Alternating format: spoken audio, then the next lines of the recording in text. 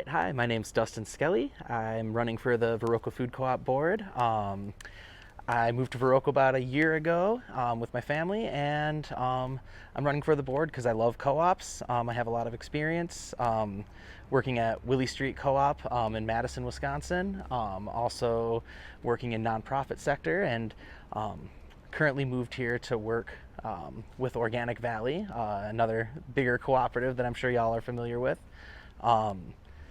Yeah, just have a lot of experience with everything from purchasing to operations to personnel management.